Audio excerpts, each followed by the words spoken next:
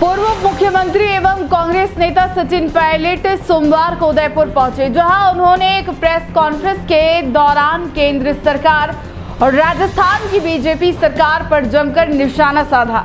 Pilot ने हाल ही में जम्मू कश्मीर के पहलगाम में हुए आतंकी हमले की कड़ी निंदा करते हुए कहा कि यह बेहद दुर्भाग्यपूर्ण घटना है और इसके बाद केंद्र सरकार को संसद का विशेष सत्र बुलाकर कड़ा संदेश देना चाहिए कि भारत आतंकवाद के खिलाफ एकजुट है।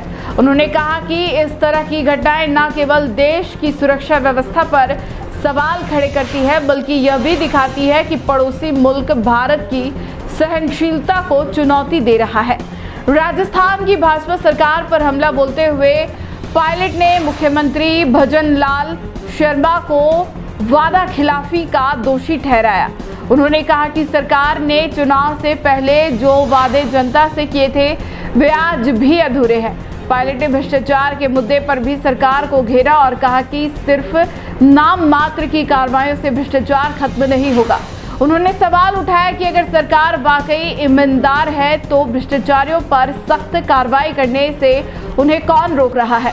उन्होंने कहा कि सरकार की कथनी और करनी में बड़ा अंतर है, जिसे जनता अब समझ चुकी है।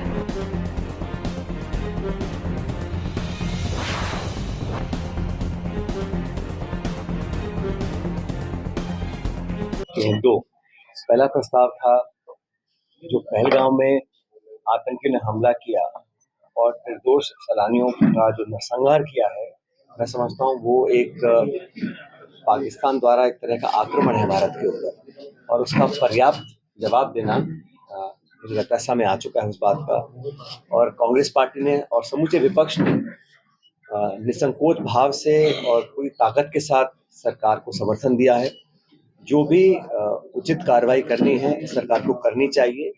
और मुझे लगता है कि एक परंपरा रही है देश के अंदर, जब हिंदुस्तान की संसद पर आक्रमण हुआ था, वाजपेयी जी प्रधानमंत्री थे, उस समय सोनिया गांधी जी नेता प्रतिपक्ष थे और उन्होंने सदन के पटल पे कहा था कि भारत की संसद पर जो हमला किया है वो लोकतंत्र पर हमला है।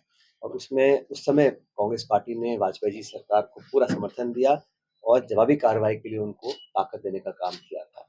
आज भी खड़गे साहब और राहुल गांधी जी ने, हम सब ने मिलकर कहा है कि सरकार जो उचित समझे वो कदम उठाने चाहिए, क्योंकि इस प्रकार की घटना को अंजाम देना कोई मामूली बात नहीं है। और आज तो 140 करोड़ लोग एकजुट हैं और चाहते हैं कि पाकिस्तान को मुंह तोड़ जवाब मिलना चाहिए। बिना समय खोए सरकार को अपने सब साधन इकट्ठे कर कर जो इंटेलिजेंस इनपुट्स हैं और जो भी तैयारी करनी है वो कर कार्रवाई करनी चाहिए, क्योंकि अब ये साबित हो चुका है कि पाकिस्तान नहीं चाहता कि हमारे देश में अमन चैन रहे। और इस प्रकार जो ये घटना हुई है, इसमें नाम पूछकर पहली बार इस प्रकार की घिनौनी हरकत आतंकियों ने की है और पूरे समर्थन के साथ की है पाकिस्तान के। मुझे लगता है कि सरकार को बिना समय खोए संकोच होकर दृढ़ता से एक मुंहतोड़ जवाब देने का उनको काम करना चाहिए। पूरा समूचा देश एकजुट है और आतंकवाद को जड़ से खत्म करने का यही एक तरीका है। इस बात पर हमारी कार्य समिति ने प्रस्ताव पारित किया था। दूसरा, हम लोगों ने प्रस्ताव पारित किया है कि हाल ही में अचानक केंद्र सरकार ने कास्ट सेंसस की घोषणा करी है, जातिगत जनगणना। तो हम लोगों ने कहा है कि इस मांग को कांग्रेस पार्टी बहुत लंबे समय से उठा रही है और राहुल गांधी जी ने भारत जोड़ो यात्रा में स्पष्ट कहा था कि देश का एक्सरे होना चाहिए। तो मैं आपको स्पष्ट करना चाहता हूँ कि हम लोग ये नहीं चाहते हैं कि आप जब सेंसस हो तो जनगणना में एक जाति का कॉलम ऐड कर दें ताकि पता पड़े कौन किस जाति का है। वो लक्ष्य नहीं है। हमारा मकसद है कि इस देश में, बहुत बड़ा मुल्क है, किस हालात में लोग और परिवार रह रहे हैं, उनकी शैक्षिक, उनकी आर्थिक, उनकी आमदनी, उनके रोजगार, सरकार की योजनाओं का कितना लाभ उनको मिला है, नहीं मिला, उनका पॉलिटिकल इन्वॉल्वमेंट कितना है। तो उन लोगों की भागीदारी सुनिश्चित करने के लिए हम लोग चाहते हैं डेटा हमारे पास। आज सरकारें जो घोषणा करती हैं वो एड हॉक बेसिस पे करती हैं। किसी को साइंटिफिकली मालूम नहीं है कि कितनी तादाद में कितने लोग किस स्थिति में रह रहे हैं। अंदाजे के हिसाब से लोग अपना बजट की घोषणा करना, पैसा आवंटन करना, नीति निर्माण करना, इस प्रकार के काम करते हैं। तो जब तक हमारे पास डेटा नहीं आएगा, हम लोग उनकी भागीदारी सुनिश्चित नहीं कर पाएंगे। और करोड़ों करोड़ लोग ऐसे हैं जो आज मुख्य धारा से बाहर हैं, उनको अंदर लाने के लिए, एक समानता लाने के लिए और एक साइंटिफिक अप्रोच हम लोग चाहते हैं सरकार अडॉप्ट करे। इसलिए हमने अपने रेजोल्यूशन में भी कहा है कि सेंसस जो हो पारदर्शी तरीके से हो। और बीजेपी को जुमला देने की बहुत आदत है।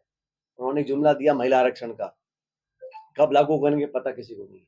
तो हम चाहते हैं कि समय सीमा बांध कर इस सेंसस को ये लोग तैयारी से लेकर आएं और उसमें इन्वॉल्वमेंट रखें, डेटा साइंटिस्ट की, सोशल साइंटिस्ट की, एनजीओज की, विपक्ष की, पक्ष की, सब मिलकर एक टेक्नोलॉजी का प्रयोग कर कर जल्द से जल्द एक पुख्ता साइंटिफिक डेटा हमारे पास अवेलेबल हो, ताकि राज्य सरकार और केंद्र सरकारें मिलकर एक पॉलिसी ऐसी इम्प्लीमेंट करें ताकि जो वंचित रह गए हैं उन तक हम लोग पहुंच सकें। कई बार बजट ज़्यादा है, कहाँ कम करना है, कहाँ स्कीम्स चालू करनी है, नहीं करनी है, ये सब एक साइंटिफिक तरीके से होगा। इसलिए हम लोग चाहते हैं कि सेंसस किया जाए। और आप सब जानते हो कि बीजेपी ने पिछले 11 साल में लगातार इस कास्ट सेंसस का विरोध किया। इनके मंत्री, इनके संतरी, इनके मुख्यमंत्री सब लोगों ने कहा कि कांग्रेस की जो मांग है व्यवहारिक नहीं है और देश को बांटने का काम करते हैं। वो नारा याद होगा आपको, बटोगे तो कटोगे, एक है तो सेफ है, ये सब बातें भाजपा बोलती थी। और कांग्रेस पार्टी को और राहुल जी को बोलते थे कि अर्बन नक्सल है, ये जाति की बात करते हैं। हमारा उद्देश्य ये है कि देश का एक्सरे हो, जैसे राहुल जी चाहते हैं, पता पड़े कौन किस हालात में जी रहा है। और हर वर्ग को इस देश में भागीदारी का एक अधिकार है, संविधान ने दिया है। जिस संविधान की धज्जियां सरकार उड़ा रही है, जिस संविधान को कमजोर करने का काम कर रही है, संवैधानिक संस्थाओं को नीतिगत तरीके से कमजोर सरकार बीजेपी की कर रही है। हम लोग चाहते हैं कि सेंसस भी जो हो ये समय सीमा बांध कर होना चाहिए, पारदर्शी होना चाहिए और साइंटिफिक अप्रोच के साथ होना चाहिए और जल्द होना चाहिए। ये दो प्रस्ताव हमने सीडब्ल्यूसी में पास किए थे 2 दिन पहले।